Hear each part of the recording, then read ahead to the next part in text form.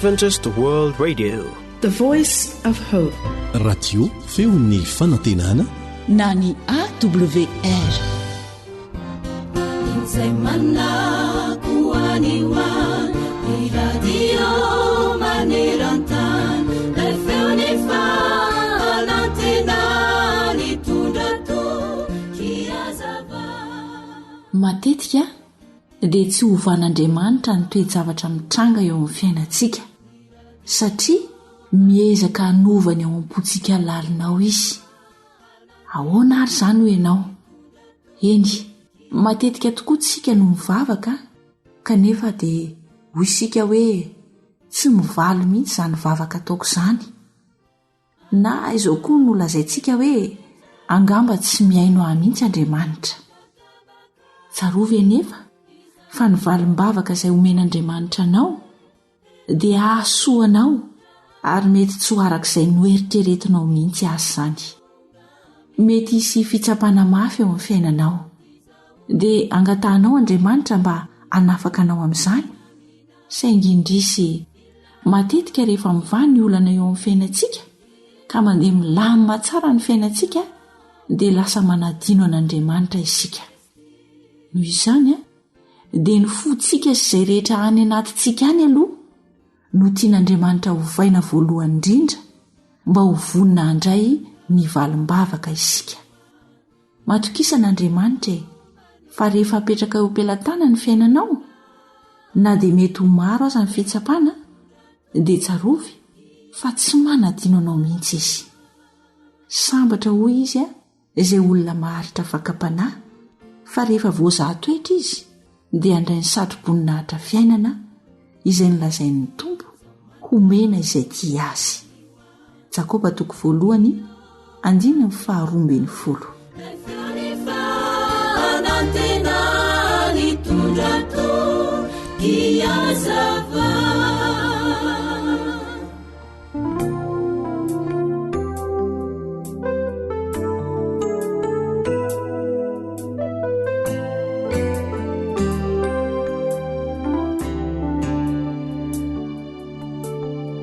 Écho du Christ annonce B2. Chantsony anao iatrika fitsapana faorina ve fanenjehany aniko dia tsarovy sy fantaro filatanana piaro tiana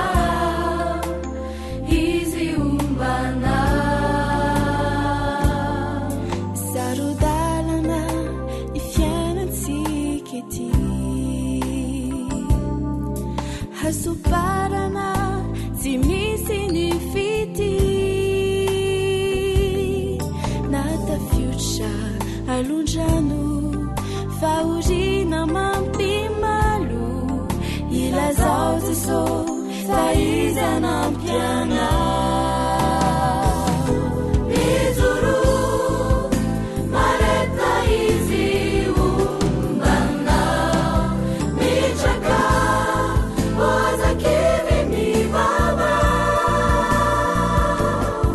nata fiotra alondrano faorina mampimalo ilazao Jesosy fa izy anampiana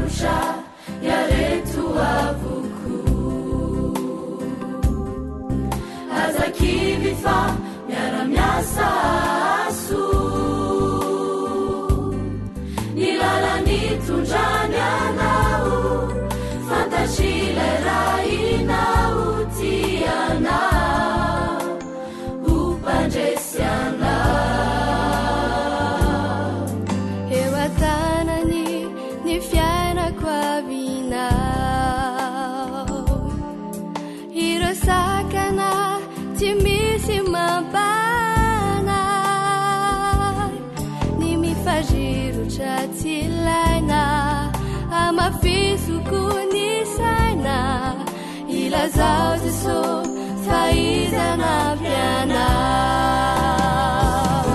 mijoro mareta izy ombana mitraka ozakivy mivava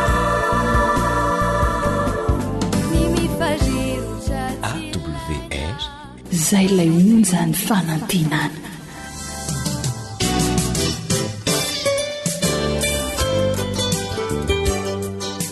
Harena ny fahasalamako. Alio misoroka toy izay mitsabo.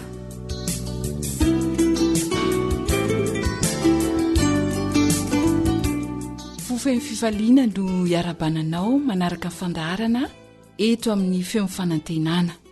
Ny fandaharana ara-pahasalamana no arahanao zao koa dia manasanao ary hankafy ny fiarahana.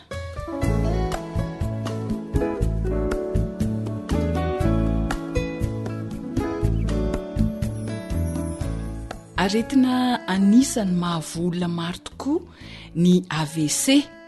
Fatatsika hoe fahatapahan'ny lalandra zany raha tsy teny afa-tsy eto amintsika eto Madagasikara. Betsaka tokoa no mitondra faisana noho ity aretina ity. Iresaka mahakasika izay indrindra ny fandaharantsika anio. Ny AVC moa dia alavaina amin'ny hoe accident vasculaire cérébraux na tenenintsika tsotra hoe fahatapahan'ny lalandra. Matetika io aretin'io dia vokatry ny fisian'ny raha mivaingana ao amin'ny panelira na artère izay mikorina mankany amin'ny ati-doha. Mety ho betsaka ny antony mahatonga io fisian'ny raha mivaingana io any amin'ny artère. Isan'ny mety ho antony izao no hoe arakaraka ny tombonin'ny taona dia mety hasimba ny anatin'ny artère na ny panelira. Mety koa ho vokatry ny zava-mahadomelina toy ny sigara. Mety ho antony ihany koa ny fiakaran'ny tosi-drà. Eo koa ny cholesterol tafahoatra ao amin'ny olona na ny aretina diabeta. Izany rehetra izany dia mety ho antony hampisy raha mivaingana any anaty lalandrà avokoa. Misy selan-drà antsoina hoe plaquette, ohatran'ny hoe kapila bitika any anatin'ny ràtsika any. Dia ireo no mitambatra tsikelikely ka mahatonga ny raha mivaingana na ilay atsotsika hoe caillot.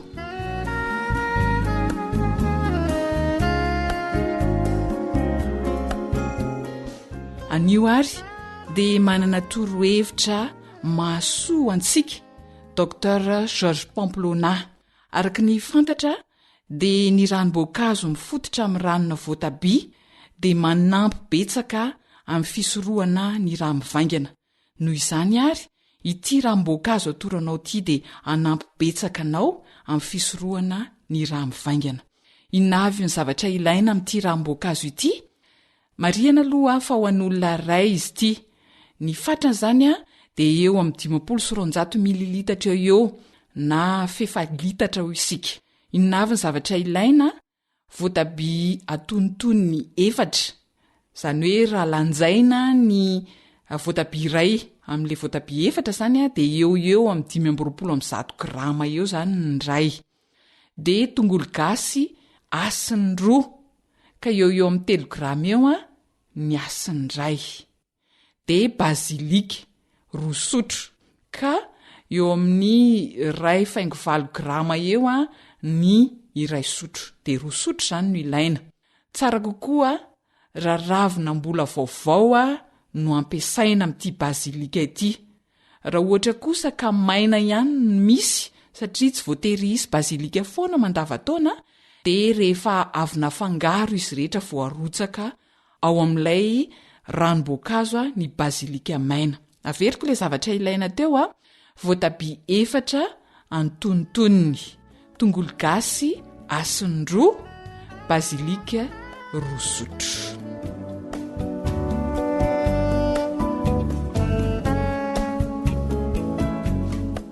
Ahoana ary ny fomba fikarakarana azy? Potehana amin'ny fanaovana ranom-boankazo ny fangaro rehetra dia azo sotroina vetrana izy avy eo.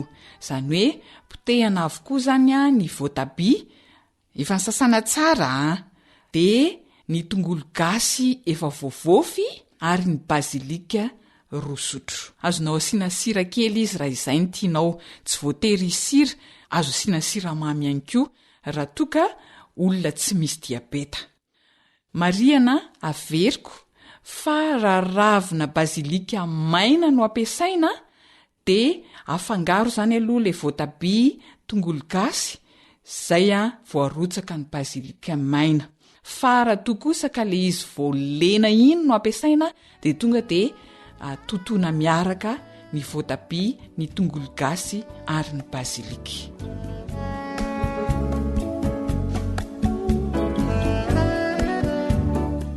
Fitentsika malagasy indrindra ny hoe aleo misoroka toy izay mitsabo. Andramo ary ny ranom-boankazo fa hasoa ny fahasalamanao izany. Isaorana indrindra ny fanarahanao ny fandaharana ara-pahasalamana. Jedidiasy Zoanitra no ny farimbona na totosa izany, samy makosa ny teo amin'ny lafiny teknika.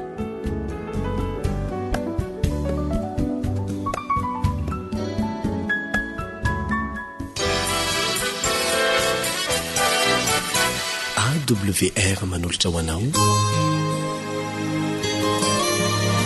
feo ny fonantena.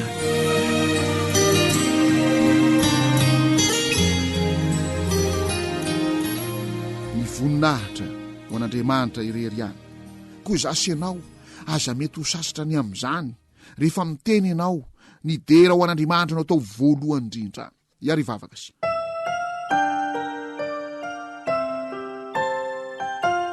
Andriamanitra io misotra amin'ny dera mahakalazanao zahay.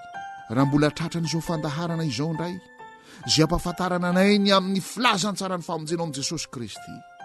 Eny Satana tsy andaniny dia mampirisika anay, ekoko anatreny, andoaliko anatreny.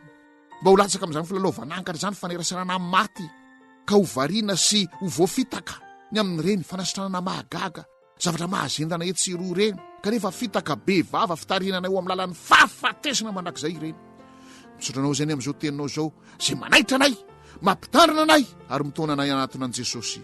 Satria ry enoka dia nanaraka anao Jesosy, ary nanjary mpanarato-olona, nanjary mpitaona olona ho amin'ny fanjakanao be voninahitra. Ampio zay ho mpitaona olona ho amin'ny fanjakanao be voninahitra amin'ny alalan'ny fomba fiteninay, amin'ny alalan'ny fomba fiasanay, amin'ny alalan'ny fanatarany didinay amin'ny vady aman-janakay, fanatarany didinay amin'ny tany mamonina, fanaovanay ny raharaha, fanaovanay ny asanay. Jesosy manalo ainganay ny fatokina tanteraka, ny fifaliana, ny hafanampo, ny fahazotoana no anatatarany an'izany mba hifitomana olona ho amin'ny fanjakanao be voninahitra.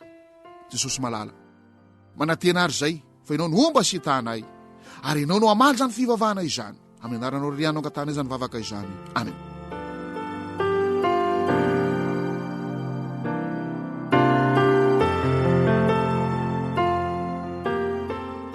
Ripiany malala hiditra amin'ny olona faharoa indray isika zay fanendandra Mosesy.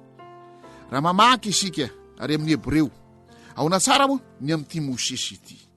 Ny teny zay nambarany amin'ny Mosesy eo amin'ny Hebreo 1:12. Hebreo 1:12. Dia vakitsika manomboka eo amin'ny 4:20. Hebreo 1:17 amin'ny naran'i Jesosy. Finonana nafenany ray aman-dreniny Mosesy azy 3 volana. Raha voateraka izy satria hitany fa zaza tsara izy, ary tsy natahorany ny didin'ny mpanjaka. Manaonao Mosesy zaza tsara. Ohatran'ny hoe mivatana aminareo zaza, mivatana aminareo ankizy, izany teny izany. Zaza tsara i Mosesy. Inona moa na zaza tsara any Mosesy? Fa ny ray aman-dreniny Iamrama sy Jokebeda, zay namolavola azy no nanaiky ny taridalana avy amin'Andriamanitra. Koa raha efa nian-danitra Mosesy ankehitriny dia satria zaza tsara. Koa raha zaza tsara izy dia satria ny ray aman-dreniny no nanaiky ny taridalana avy amin'Andriamanitra teo amin'ny famolavolana azy. Mitovy tanteraka amin'ny i Samsona zany. I Samsona moa zany rehefa ho teraka dia zao ny tenin'ny soratra masina mpitsara. Mpitsara 7:20. Vakitsika manomboka eo amin'ny 1:1 ka hatramin'ny 1:5 aminaran'i Jesosy. Ary ny zanak'Israely nanao zay ratsy eo mason'i Jehova indray, ka dia natolo Jehova teo an-tany Filistina 40 taona izy. Anisy lehilahy avy tany Zora amin'ny fokony Danita manono anarany, momba ny vadiny ka tsy niteraka. Ale anjelin'i Jehova niseho tamin'ny vehivavy ka nanao taminy hoe indro momba ianao ka tsy hiteraka, nefa nananaka ianao ka hiteraka zazalahy. ko mitandrema ianao kehitriny ka aza misotro divaina toka ary aza mihinana akory zay zava-padina. Manakariva ohatrohatran'izay foana mizotryn'le fitondran'Andriamanitra. I Abrahama Sarai teraka ny Isaka de efa nivoajamoala mihitsy, efa nanaonao foana mihitsy. Sara resaka tamin'ny Abrahama vadio i Agara fa to tsy teraka mihitsy misy ny lehilahy ohatran'izany. Zarany aza ny vadiny maniraka azy anaonaonao foana. Kanefa tsy nanaiky an'izany Andriamanitra. Marina fa teraka i Agara teraka ny Ismaela. Ary marina fa nisy ny fiarahamonina tao kanefa nivadika ho zava-dratsy izy rehefa aveo. Nivadika ho korotana izy rehefa aveo. Zay foana izy io zay foana izy io. Ka aza manaonanao foana. Fa na de ohatrany mety amin'ny eritreritra ao aza izy, ohatrany mandeha tsara izy amin'ny voalohany, de ohatrany mirehirehina hoe hevitro. Aza manaonao foana. Taka zany koa i Zakaria sy Elizabeta iteraka ny Jaona. Efa momba, efa saika tsy niteraka. Salamy zany koa zany eto Samsona. Dinina ny zavatra nitranga, anjelin'ny Jehova mihitsy ny tonga tamin'ireo ny teny tamin'izy ireo hoe momba ianao tsy teraka ianao, fa hanananaka ianao. Ary mba tsaronao koa moa Iana, renin'ny Samuel. Efa ranomaso avozona. Ary indro fa tsy nahinakanina mihitsy tany amin'ny tempoly. Kanefa de olona ohatr'izany koa novidiana ho renin'ny Samuel. Zavatra hafa mihitsy iny. Kanefa zavatra mampieritreritra sy mampisaintsaina ho anareo zay tsy niteraka. Mitoloha mambavaka amin'Andriamanitra. Mangatan'Andriamanitra niraka ny anjelin'ny Jehova iteny aminareo. Ary manao vasala amin'ny ana. Ny zavatra tena tiako idirana zany de hoe zaza tsara zany Mosesy. Ary ny miantoka ny mahazaza tsara ny zaza tsara de minomboka eo amin'ray aman-dreny. Ozy ny tenin'Andriamanitra tamin'ray aman-dreny. Pitsara 2:12 vakitsika Andriamanitra. Tandrema ianao aza misotro divaina toka, aza mihinana akory zay zava-padina. Aza misotro divaina toka. Angony ny vola izay isotronao divaina toka de ividiano zavatra tsara. Ividiano zavatra tsara izany. De ozy izy, iverentsika le pitsara 13:15, aza mihinana zava-padina akory. Amin'Andriamanitra de misy ny atao hoe zava-padina. Izy neny namorona ny zavatra rehetrretra. Izy ny namorona ny zavatra rehetrretra, fatany tsara hoe ty fadina ty tsy fadina. Ary zay le ary amin'ny Levitikosy 2:40. Andeha verentsika kely ndray mandeha zany Levitikosy 2:40. Raha tiana ho zaza tsara ny zanakao dia aza mikasikasika zava-padina. Levitikosy 2:40 manomboka amin'ny 1 amin'ny anaran'i Jesosy. Ary Jehova niteny tamin'ny Mosesy sy Arona ka nanao taminy hoe mitenena amin'ny zanak'Israely hoe zao ny fihinanareo amin'ny biby rehetra ambonin'ny tany zay biby rehetra mivaky kitro ka misaraka tsara ny kitrony ary mandinika izy zany no fihinanareo. Zay ihany zany no azo hoanina. Raha mbola mihinan-kena ianao, ny tena tsara ane de manao végétarien, ary ny tena faratapina de végétalien. Ka raha mbola mihinan-kena ianao, zay mivaky kitro misaraka tsara ny kitrony. Fa aza mikasika zava-padina. No rarana mihitsy manosy ny vadiny tsy kasika zava-padina satria tia ho zaza tsara Samsona. Ary sahala amin'izay i Mosesy zaza tsara. Vakitsika le Levitikosy 2:15. Kanefa amin'izay mandinika sy mivaky kitro de zao kosa ny tsofinanareo hoe rameva mandinika any izy nefa tsy mba mivaky kitro. Maloto aminareo izy. Fa de tsy fihinana zany reny. Reny zany de natao taingenana fotsiny, natao hitaritarika zay azo tarihina amin'ny lalatsarotra zany reny. Ndiny fady miary ny iraka satria mandinika ihany izy nefa tsy mba mivaky kitro. Maloto aminareo izy iraka. Tsy fantatro moa zany na biby manao zany amin'ny biby manao. Andiny fahena ny rabitro satria mandinika ihany izy nefa tsy mba mivaky kitro. Maloto aminareo izy. De mbola mahita olona mivarotra rabitro ihany tsika. Rabitro de mahita ny teny de fa nisorona daholo ny odiny de amidy de atao mihitsy zay ampilendalenda azy. Kay maloto reny. Zava-padiny reny ndiny fafito. Ny kisoa satria mivaky kitro ihany izy ka misaraka tsara ny kitro nefa tsy mba mandinika izy. Maloto aminareo izy. Ny kisoa maloto aminareo izy. Andriamanitra no miteny amintsika hoe maloto aminareo izy. Tiana ho zaza tsara fa ny zanakao. Aza mihinana zava-padina. Manao na reny amin'ny trondro. Eo amin'ny 9:7. Ary am'izay rehetra anatin'ny rano de zao ny fihinanareo. Zay rehetra misy vombony sy kira ao anaty rano. Na ao anaty ranomasina na ao anatin'ny ony no fihinanareo. Ao nafatarana azy, misy vombony, misy kirany. De jereo zany ny patsa, aizy vombony. Jereo zany ny amalina, aizy kirany. De jereo zany ny crevette, aizy vombony. De jereo zany ny zavatra anaty rano zay hoaninao. Maloto aminareo izy tiana ho zaza tsara. Vonina ho any an-danitra ve ny zanakao. Aza mikasika zava-padina. Ray aman-dreny malala. Manana didy lehibe ianao eo amin'ny fitaizana ny zanakao, manomboka hatrany am-boky io zanakao io de aza mikasikasika zava-padina ianao.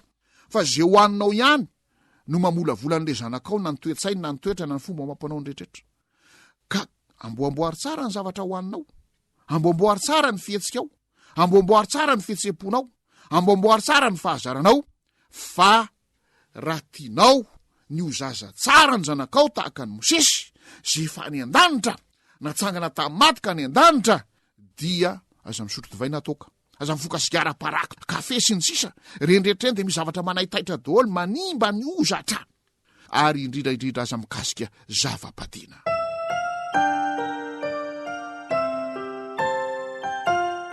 Koritianina faharoa toko fahaenina de zao ny tenin'Andriamanitra amin'ny testamenta vaovao. Koritianina faharoa toko fahaenina de hoy ny tenin'Andriamanitra. Ny fafito ambin'ny folo sy valo ambin'ny folo amin'naran'i Jesosy. Koritianina faharoa toko fahaenina, fafito ambin'ny folo sy valo ambin'ny folo amin'naran'i Jesosy. Ko mivoa eo amin'ny anareo ka misara aminy o Jehova, ary aza manendry zavatra tsy madio, ary zao dia andray anareo, ary horainareo aho, ary ianareo zanako lahy sy zanako vavy o Jehova tsy to. Zay teo any an-danitra de manaiky ho zanaka lahy zanaka vavin'Andriamanitra. Zay teo zanaka lahy zanaka vavin'Andriamanitra de zao tsy manendry zavatra tsy madio, aza manendry zavatra tsy madio. Tsy madio aminareo ny zavatra tsy misy vombo tsy misy kirany, tsy madio aminareo ny zavatra izay tsy mandinika sy tsy mivakitro, tsy madio aminareo ny paraky sigara toka divay sy ny sisa. Ka raha to zanaka lahy zanaka vavin'Andriamanitra isika de aoka hiala am'zany, mivoa am'zany, voagezan'zany zavatra rehetrarehetra any ianao, mivoa am'zay tao. Misy o lehilahin'Andriamanitra, misy o vehivavin'Andriamanitra, aza manaiky horesin'zany, fa zao tapatapao ny geja sy ny gadra mamatotra anao. Ry kisoa velomy ianao, ry patsa crevette velomy ianao, ry tigara toka paraky velomy ianao. Zany no tokony ataotsika amin'ny anaran'i Jesosy, noho ny herin'Andriamanitra tsy toa, noho ny fanapeny fanamasina, de ho afaka tanteraka aho. Fa raha ny zanaka manafaka anareo de ho afaka tokoa anareo. Zay zany no tokony ho tsaintsaintsika so tanterahantsika. Raha vonina ho any an-danitra isika, vonina ho any an-danitra ve isika, vonina ho any an-danitra tahaka ny Mosesy ve isika, aoko ho zaza tsara. Rakizy malala manomboka izao, teneno ny ray aman-dreninao. Raha mbola mandrosondroso andreny zavatra tsy madio reny, raha to mbola misotrosotro andreny toka divay, mifokafoka andreny sigara ireny, teneno izy, dadasineny eo, mba teo zaza tsara zay e, esory reny e, ary ho any reny e, ampanaraviro any reny e, dadasineny eo, vonjeo zahay e. Ry ava malala, maika de maika zany afatra izany. Raha teo zaza tsara tahaka ny Mosesy efa ny an-danitra, dia aoka isika mba hifanampy fampivavaka mba ho zaza tsara reo zanatsika reo. Iara ivavaka isika.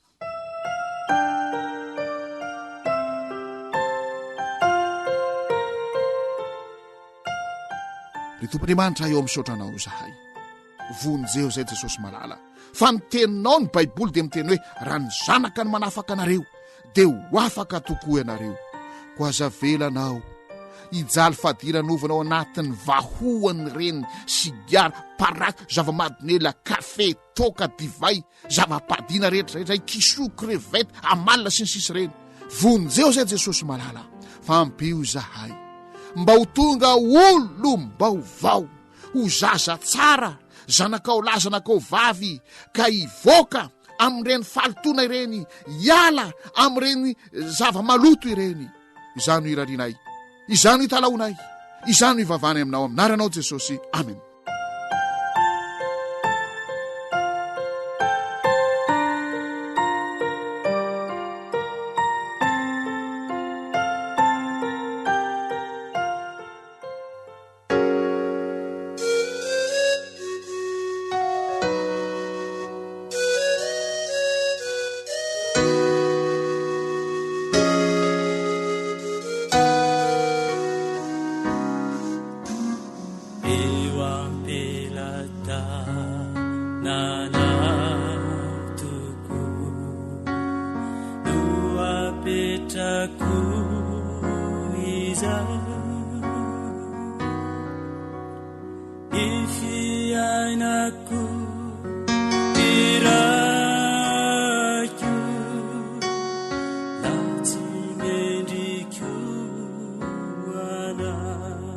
Antokopihira Ambatomanga. Efa fantatra ny amiko, tsy miafina mina,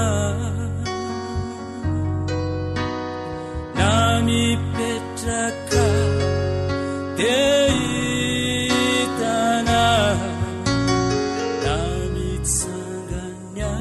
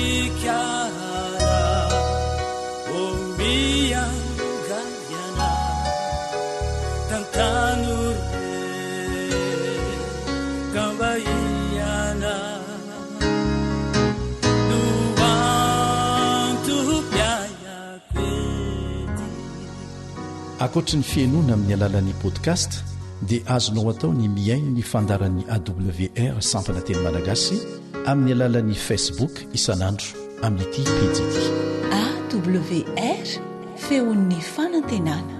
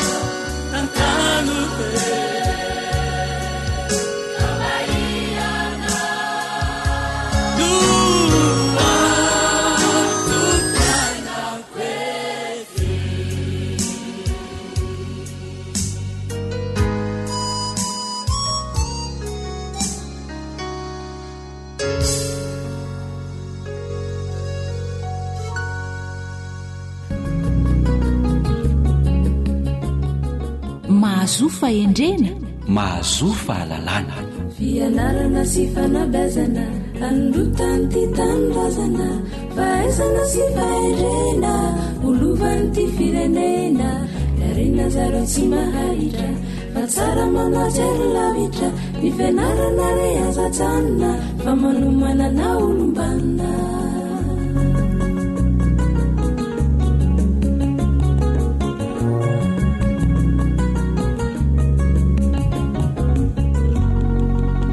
dia kafaliana mandrakariva no iarabananao mpiaino dia ianao tokoa no harinay tahaka ilay vitsilamiron-drano sy ny fitenenana ka sady manja ianao no mevo sitraka tokoa ny fanjoinao ny fandaharana fanabiazana dia irariana ny aretanao hatramin'ny farany dia ho ampiky ny sosiny tsara ny ianao mpiaino miarabanao ihany koa namana naritina dia tsy salasalana fa anterina ihany koa izay fiarabana nentiny namana lantoarymisa joely teo izay araba manao ny tsara ho tsaroana araba manao ny soa ho asoavina dia hitombo amin'ny fahalalana sy ny fiadanana ny ianao mpiaino dia ho ambinina amin'izay atao miarabanao ihany koa namana lantoarymisa joely dia izay ary noela fa ny lalana afakando mora diavina ny teny afa-tsiny mora rindra fa ny fandaharana tariana amin'ny vavaka kosa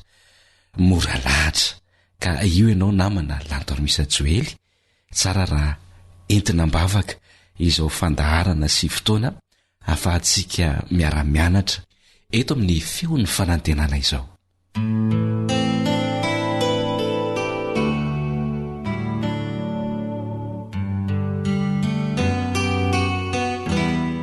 raha nay tsara sy masindrindra zay eny an-danitro Andriamanitra tianay tokoa ianao le ray be fitiavana nahary anay misaotra indrindra ny amin'ny fiarovana misaotra ny amin'ny fitantanana misaotra ny amin'ny fotoana mbola hafahana manao zao fandarana izao maniry tokoa izahay mba ho tonga sy hipaka anepo andetsain'ny mpiaino ane zao fandaran'izao ka ireo mpiaino dia samy andray fanabeazana arak'izay tandrify azy indrindra ireo ray aman-dreny zay manabe ny zanany de mba ahay anabe zany zanany zany izy mba ho tonga lova sarobidy hoentiny any an-danitra zany zanany zany. Ireo zanaka ihany koa de mba ahay anoray aman-dreny ka dia ho tanteraka ilay teny fikasana hoe ho maro andro izy amin'ny tany izay meny Jehovah'Andriamanitra ho azy. Dia misaotra indrindra fa mino izahay fa mihaino mivavaka ianao Jehovah Ray Mahery satria noho ny amin'ny anaran'i Jesosy Kristy ilay tianay no ahafahanay manonona zany vavaka zany. Amen.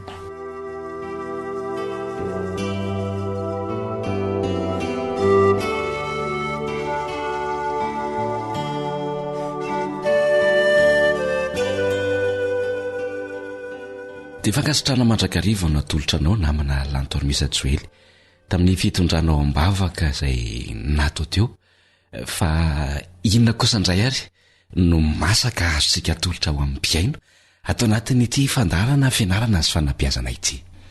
Ya anio zany tsika dia iresaka manokana ireo vanim-potoana tsara hararotina eo amin'ny fanabeazana satria misy tokoa ireo ray aman-dreny no manontany hoe inona avy ireo vanim-potoana sarobidy tsara hararotina raha te anana zanaka vanona izy eo amin'ny fiainana. Misy tokoa ilay vanim-potoana tsara hararotina fa mialohan'izay dia tiako ny manambara fa hoe misy ny atao hoe zaza voateraka. Io zaza voateraka io dia olona miaina zava-baovao izay tsy nahazatra azy tany amin'ny tontolo feno fandriam-pahalemana ny zaza dia rehefa tonga teto tany izy dia atsika sy zava-baovao tsy mbola fahitany no iainany. Noho izany ilaina mahafantatra izany atao hoe zaza izany ka ao anatin'ny hoe zaza io dia misy ny vanim-potoana izay tsara ararotina. Ao zany la hoe vanim-potoana ny fahazazana dia ny olona zay latsaky ny 12 taona no atao hoe zaza. Io olona latsaka ny 12 taona io dia manana ilay atao hoe vanim-potoana mamy indrindra sy mavesa-danja indrindra eo amin'ny fiainana. Ny 12 taona voalohany eo amin'ny fiainan'ny olombelona zany dia vanim-potoana mamy indrindra sy mavesa-danja indrindra eo amin'ny fiainana. Io no vanim-potoana ahafahany ray aman-dreny mametraka ilay atao hoe ny mahizay eo amin'ny zaza sy ny ilay atao hoe fahaiza-maizy ny olona anankiray. Io ny vanim-potoana tsara indrindra zany ararotin'ny ray aman-dreny mba hamola volana ny olona iray hananany fahatokisa-tena ahafahany mankafy ny tenany ka hananany ilay atao hoe rafitsaina entiny mamakivaky ny fiainana any aoriana. Io vanim-potoana izay azo lazainy hoe lava io ihany koa dia tsy tsara lanilaniana fotsiny fa tena atao izay azo atao mba ho fampivoarana sy fampivelarana ary ho fampandrosoana ilay fahaiza mizy eo amin'ny zaza ka ahafahany manio fahaizana sy fihizina io zany ka ialan'ny tahotra rehetra any anatiny any izay sakana goavana tsy ahafahany mandroso eo amin'ny fiainana. Dia rehefa tanteraka izay fahaiza mizy izay dia eo no atratrarany olona anankiray le hoe olona mahery mahomby ary tsara. Zany hoe mandritra ny zany 12 taona izany zany ny ray aman-dreny no manatanteraka sy mametraka ilay fahaiza mizy eo amin'ny zanany de arakaraka ny fanomezana ilay fahaiza mizy eo amin'ilay zaza zany no atonga ilay olona io na ilay zaza io na ilay tanora io aleo tena rehefa any aoriana. Ny fametrahana ny fahaiza mizy dia manaraka ny dingam-pivoarany zaza fa tsy ataotao fotsiny zany io fametrahana ny fahaiza mizy io dia misy zany le atao hoe fametrahana ny fototra, ny fametrahana ny rindrina ary ny fametrahana ny tafo izay zava-dehibe tsy maintsy arahan'ny ray aman-dreny raha tiany anana zanaka vanina. dia ny vanim-potoana fametrahana an'ilay fototra zany dia manomboka eo amin'ny fahatelo taona ka hatramin'ny fahen'ny taona ny zaza eo ny ray aman-dreny no tsara mametraka n'izay hoe fototra maha-olombelona izay. Eo ihany koa ny fametrahana ny rindrina dia manomboka eo amin'ny fahafito taona ka hatramin'ny fahafolo taona. Eo zany ilay rindrina no apetraka. Ary ny fametrahana ny tafo dia eo amin'ny faharaiky ambin'ny folo taona ka hatramin'ny fahavalo ambin'ny folo taona ny zaza no ametrahana izany zavatra izany. Zany hoe hoharina tahaka ny manao trano zany ny olona anankiray rehefa manabe zaza anankiray ka ny trano dia miandoha any amin'ny fametrahana ny fototra, fametrahana ny rindrina ary ny fametrahana ny tafo. Tsy azo dinganina ireo dingan'ireo ary tsy azo atakalo fa tsy maintsy arahana arakaraky ny dinga taonany eo amin'ilay zaza zany no ametrahana izany zavatra izany. Ohatra zany hoe any amin'ny faharaiky ambin'ny folo taonany ka hatramin'ny fahavalo ambin'ny folo taonany tsy ho fametrahana ny fototra no atao any fa tsy maintsy le fametrahana ny tafo. Tsy misy zavatra azo atakalo zany reo fa tsy maintsy arahana izay dinga mpivoarana misy eo amin'ny olombelona izay namana anarity. Ahoana zany namana Lantormisa Joely ny fomba fanatanterahana an'ireo dingana izay ny tany sainao teo ireo? Inona no ataon'ny ray aman-dreny? Tsy maintsy misy zany ny asa izay ataon'ny ray aman-dreny izay lazaina hoe mitana anjara toerana lehibe eo amin'ny fanatanterahana ireo dingan'ireo sy ilay fametrahana ny fahaiza miizy eo amin'ilay zaza. Dia rehefa arahana tsara zany zavatra zany ka hain'ny ray aman-dreny sy fantatry ny ray aman-dreny ny momba n'ilay zaza dia ho tafiditra ao anatin'izay izy. Zany hoe ilay tontolo n'ilay zaza mihitsy aloha voalohany indrindra no hidira ny ray aman-dreny. Fa rehefa tsy fantatra ao ray aman-dreny zany ny mahakasika n'io zanakao io, ny tontolo n'io zanakao io, sarotra ho anao ny mametraka an'izay hoe fototra, rindrina ary tafo izay. De zay zany ilaina fantarina. Zany hoe misy lakile zany raha ohatra ka tea fantatra ny zanakao ianao dia ny lakile izay ahafahanao miditra ao dia mifiseraserana aminy. Zay ny ataonao anton-draharaha isan'andro. Ny fanabeazanao zany zay ataonao amin'io zanakao io aloha voalohany indrindra dia mifototra amin'ny serasera, mifototra amin'ny fampiresahana, mifototra amin'ny fanakalozan-kevitra. Zay no zava-dehibe tsara atao rehefa ametraka an'ireo fototra, rindrina, tafo ireo. Zany hoe fomba fanabeazana tsara mipiarina zany dia ilay mifototra amin'ny serasera fa tsy ilay mifototra amin'ny herisetra. Matetika manko ny ray aman-dreny rehefa misy zavatra tiany ampanaovana ny zanany dia mandeha ny herisetra. Tsy zay ny zavatra tsara fa ao anatin'ilay fifampiresahana, le fampidiniana, fifanakaloza-kevitra sy ny resaka atao zay no ampidirana ao an'io fametrahana ny fototra, rindrina, tafo io. De tsy inona zany fa amin'ny fanazaranao ny zaza amin'ny raharaha atao. Miresaka zany ianao amin'ilay zaza ao atokantranonao ny amin'ny raharaha zay tokony ataony. De rehefa ampanaovinao raharaha izy tsy mibaiko ianao fa ianao mihitsy aloha no manao an'ilay zavatra de hitany de tao aminao am'izay zay andao isika mianaka anao an'ity fafatrano ohatra na sasavile. Tao aminao zany izy tarianao ao anatin'izay. Zany hoe miara-manao raharaha aminy zany ianao dia ao anatin'izay asianao teny famporisihana, asianao teny fankasitrahana. De efa lazaiko teo hoe asianao teny fitaomana fitariana. Ary raha ohatra misy ny fotoana de eo ihany koa no ametrahana ny anatranatra, ametrahana ny toro-hevitra isan-karazany, ny tsara atao sy ny tsy tokony atao eo amin'ny fiainana mba hahatonga an'iny zaza iny anana ny maha izay azy sy ahafahany maneho le fahaiza mizy rehefa tonga ny fotoana any amin'ny fahalebiazany any.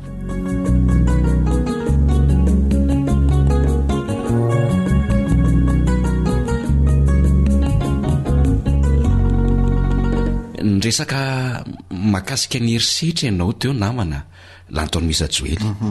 Fanontaniana ny tiako apetraka moa ve herisetra ny tsy famelana ny zaza anana fotoana maliana n'le fanontaniana na zavatra tiany ray aman-dreny hampanaovina n'le zaza. Raha jerena zany zay zavatra zay de azo latsena fa misy endrika herisetra ihany satria ara-psikolojia dia mila jaina ny fahafahan'ilay zaza mamaly ny antsonao sy ny tianao atao. Mila jaina zany ny fahafahan'ny olona anankiray mamaly ny baikinao.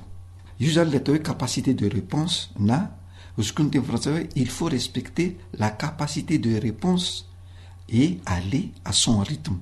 Zany hoe dikan'izay de hoe avelao le zaza anana fotoana amaliny anao ary ajao iny afainganam-pandihany iny, tsy hoe maika ahino n'le valim-panontaniana ianao dia ho velesinao le zaza satria tsy mamaly anao eno eo, tsy hoe maika ahitan'le tokotany madio ianao dia avelesinao le zaza satria enao maika ahitanyny tokotany madio iny. Zay manko le izy namana anaritiana rehefa tsy voavaly haingana le sitrapo sy le mahafalifaly ny reny na ray aman-dreny de velesina le zaza de tafiditra ao anatin'izay le atao hoe herisetra. Zany hoe ny tsy fanajana ny fotoana io zany miteraka herisetra, indraindray io herisetra ara-petsepo, indraindray herisetra ara-batana, indraindray herisetra ara-tsaina. Kanefa tadidio tsara fa tafiditra ao anatin'ny zofototry ny zaza, zany hoe famelana ny zaza amaly anao amin'ny fotoana izay mapety an'ilay zaza. De io zany no miteraka lay herisetra ozy aho satria tsy vita eo ny eo le iraka. Raha manontany an'le zaza ianao tsy voavaliny eo eo de mety felanao ny tamaina izy, mety voakapoka izy, mety mandeha eo ihany ko ny fandrahonana, mety mandeha eo ny vavatsiambona, mety mandeha eo ny fikasitanana sy ny rehetra sy ny sisa sy ny sisa. Dia zay zavatra zay zany no endrika herisetra aseho sy atao amin'ilay zaza rehefa tsy voavaly eno eo ny fanontaniana na ny zavatra tianao atao an'ilay zaza. Ary tsika ray aman-dreny de matetika zay le mahafapo atsika, le mety amintsika ny tedavina, fa tsy lay hoe inona no tokony atao mba ampandrosoana sy atonga nyity zaza ty ivoatra ao anatin'ilay tontolona. Zay le lazaiko to hoe miditra any anatin'ny tontolo n'le zaza mihitsy ianao, fa tsy zaza 3 taona no eritreretinao ohatran'ny taonanao, tsy mitovy. Zay le izy namana narity. Mazava ny amin'iny namana lantormisa Joely fa magasitraka fantaniana ho amaranantsika nyity fandarany ary vampitoana inona zany ny tena manandanja eo amin'ny zaza raha ohatra ka fanabiazana no resahana. Ya, misy zany vanim-potoana anankiray zay tsy azo atao ambany zavatra mihitsy raha te hanabe zaza, dia eo amin'ny manomboka eo fahaterahany ka hatramin'ny fahiny taonany zaza eo, satria ny zavatra azo ny eo voalohany zany dia tena voaraikitra ho tadidy, déterminante ozy ny teny frantsay, tsy miala ao an-tsain'ny zaza. Noho izany ny fanabiazana zay ataon'ny ray aman-dreny ka tafiditra ao amin'io zaza io de tsy ho afaka intsony.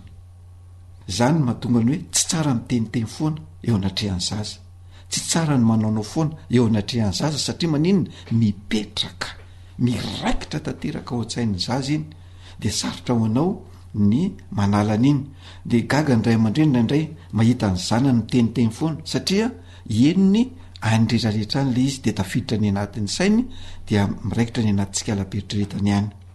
Noho izany raha te hahita n'ilay fahaiza-mizy sy ny maizay an'lay zaza ary mipetraka tsara ao amin'ilay zaza zany ianao ray aman-dreny, dia eo amin'ny vanim-potoana aotraka hatramin'ny fahen'ny taona io no mametraka n'ilay fahazarana tsara, ny fahalalana rehetra, ny fahaiza manao rehetra, ny fahaiza miaina rehetrarehetra. Ary ao anatin'izay no ametrahanao fitokisana eo amin'ilay zaza ihany koa mba hipetraka tsara ny fampitokisana eo aminao ray aman-dreny sy eo amin'ilay zaza. Manomboka eo koa ilay zaza dia efa mila teny famporisihana, mila enoina, mila jaina ny safidiny, de mbola very koa hoe mila jaina ny fotoana ahafahany mamaly zay zavatra takinao aminy. Fa fadina de fadina ny fanapepona, fadina de fadina ny fanabadiana, ny fanambanina, ny fametrahany anara-petaka indrindraindrindra, lay anara-petaka mampietry ny fankafizantenany. Ohatra le dondron-daty de miaina le fankafizatena miaina le estime de soi positif any anatin'ilay zaza satria inona ny napetraka ao aminy lay dondron-daty de mipetraka ho dondrona foana zany lay zaza iny mety mandra-palehibe ka niezaka rehetra zay ataonyray aman-dreny zany de tsara raha akasitrahana avokoa ary ny tsy fahombiazana dia tsy atao hirahira fa ankahirezina zany a ilay zaza rehefa misy niezaka ataony dia ankasitrahana izy rehefa tsara mivitana rehefa tsy mahavita ndray izy tsy pepona fa ankahirezina mba hanao ny tsaratsara kokoa sy metimety kokoa anyorinany am'izay fotoana zay dia ho tafapetraka le atao hoe estime de soi positif any anatin'ilay zaza mankasitraka namana lantoaromisa Joely raha ohatra ka ndetiavana fianarana ny anatra an'izany de mety mahatratra eo amin'ny 5 taona 9 taona mianatra an'izay ihany raha ohatra ihany koa mety ho sandaina vola lafilafo ihany misaotra indrindra ny amin'ny fifampizarana nataonao teo ny fampiarana iny miankina amin'ny ray aman-dreny sy ny mpiaino izay niaraka tamintsika ry aza adoroana fa izay mampiatra ihany no mahita fahombiazana hatreo ary ny fotoanantsika tamin'ny itian'io ity ametraka ny mandrapitafa ho amin'ny manaraka indray sika ia dia mirary ny ray aman-dreny anao fampiarana mba ho tombotsy manokany zanakao velomatovako mandrapitafa azy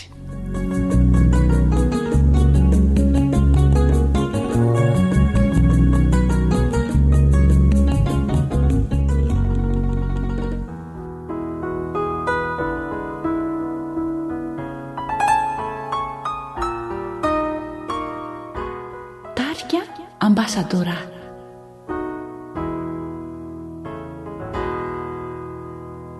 Lizanakay malalo Tena tinay Izaw numbahirinay Tena fifalinay Tianay Layanaw Utafitanay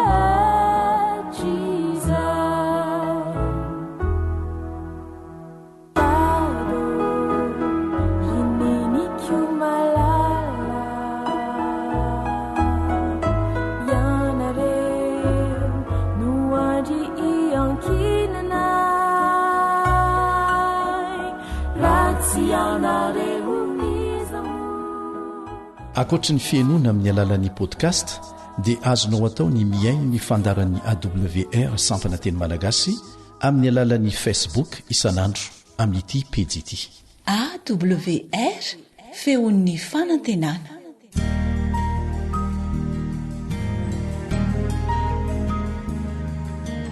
faniteninao no fahamarinana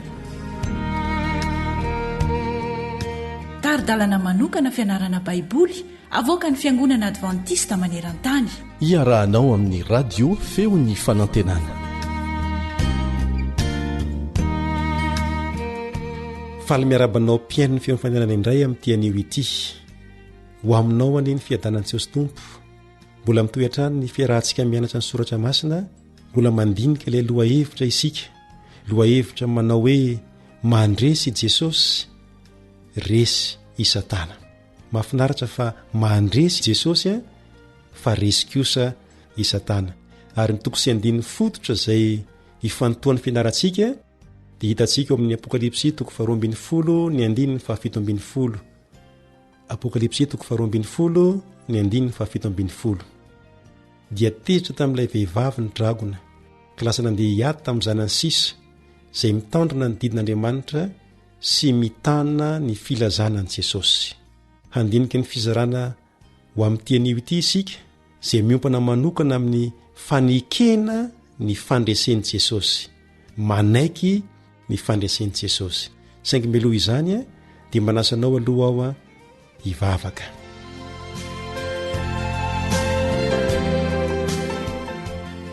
raha io handinika ny teninao indray izahay ny teninao izay tsy lany amamina ampianaro indray izahay amin'n'itianio ity ary aoka ny fanahinao masina no hitarika anay ao anatin'ny fandiniana ny teninao amin'ny anaran'i Jesosy amen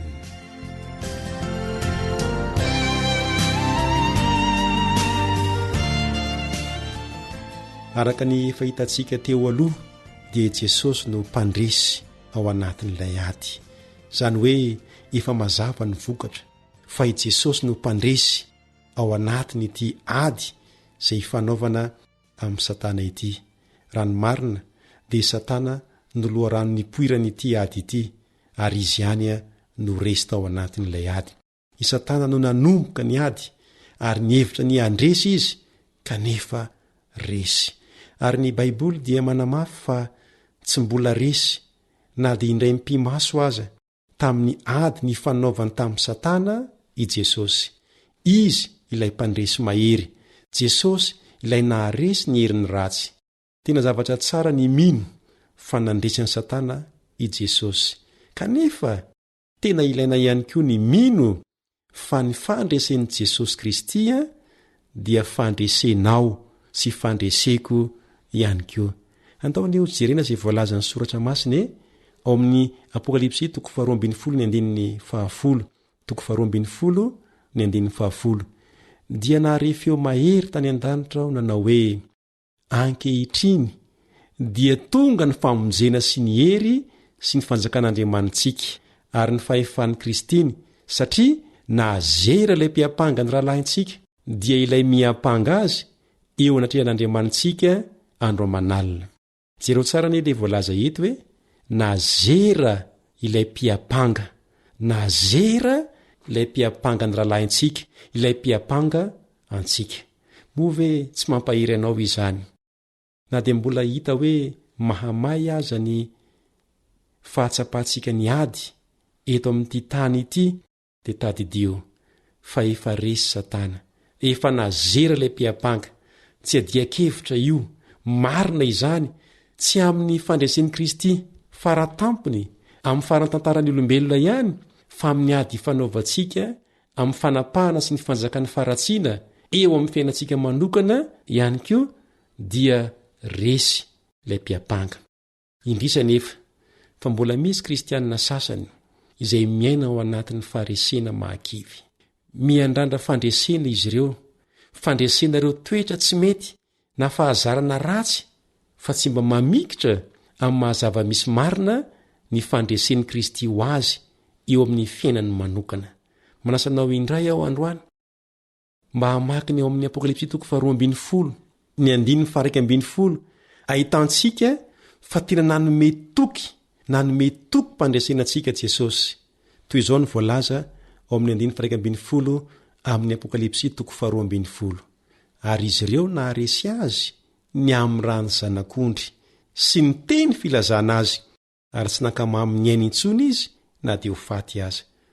Azonao atao ny misafidy mba ho isan'ireo olona naharesy, voalaza eto, naharesy noho ny amin'ny rany zanak'ondry. Maharesy ianao tsy noho ny herinao fa noho ny amin'ny rany zanak'ondry sy ny teny filazana azy.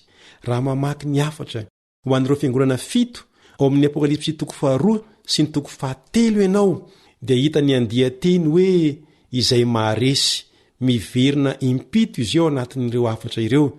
Koa ny fiangonan'Andriamanitra dia fiangonana mandresy satria i Jesosy nefa nandresy taloha, Jesosy nefa mandresy ankehitriny, ary Jesosy mbola handresy amin'ny ho avy. Koa averiko ihany fa tena azonao atao ny misafidy ny ho anisan'ny mpandresy ianao, tsy noho ny herinao na ny fahaizanao, fa mpandresy ianao noho ny amin'ny Jesosy izay lazaina fa zanak'ondry eo amin'ny 1:12 izay novakitsika teo. Fa nahoana no aseho amin'ny zanak'ondry tokoa Jesosy?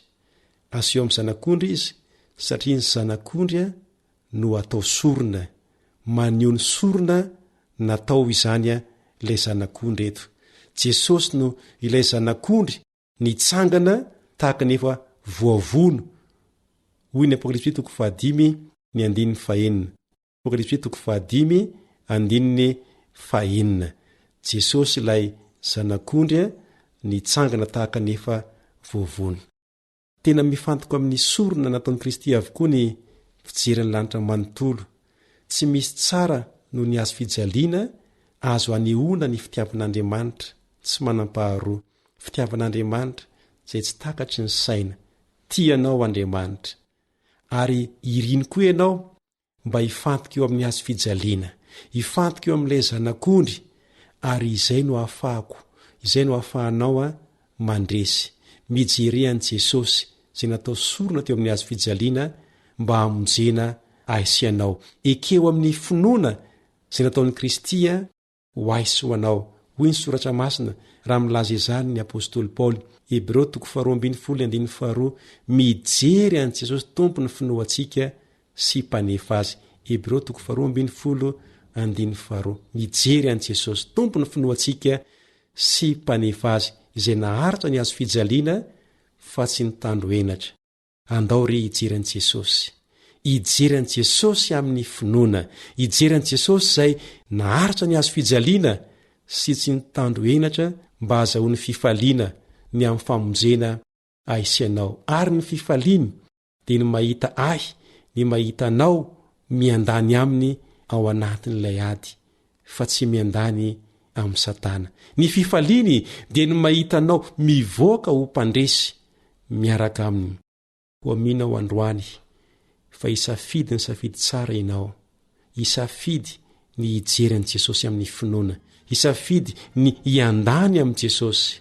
Ary izay no anasako anao koa mba hivavaka iaraka amiko ho amin'izany safidy tsara izany, fa isafidy isika hiandany am' Jesosy. Hivavaka isika.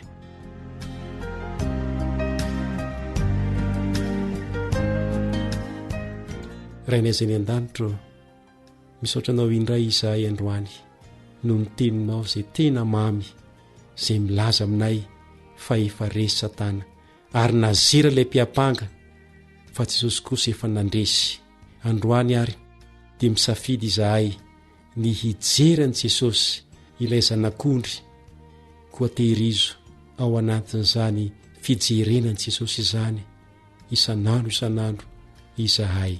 Ampio izahay mba tsy hanala ny fijerinay isanandro eo amin'i Jesosy. Fa amin'ny anaran'i Jesosy no angatana izany. Amen.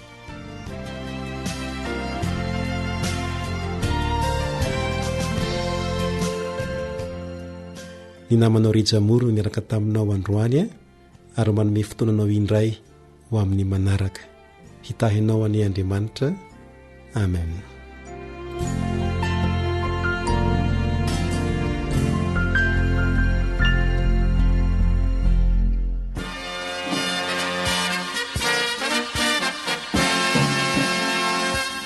Adventist World Radio, The Voice of Hope. Radio feon'ny fanantenana. Ny farana treto, ny fanarahanao ny fandaharan'ny radio feo fanantenana na ny AWR amin'ny teny malagasy. Azonao atao ny mamerina miaino sy maka maimaimpoana ny fandaharana vokarinay amin'ny teny pirenena mihoatriny 100 amin'ny fotoana rehetra. Raisoaryn'ny adresy ahafahanao manao izany: awr.org na feofanantenana.org.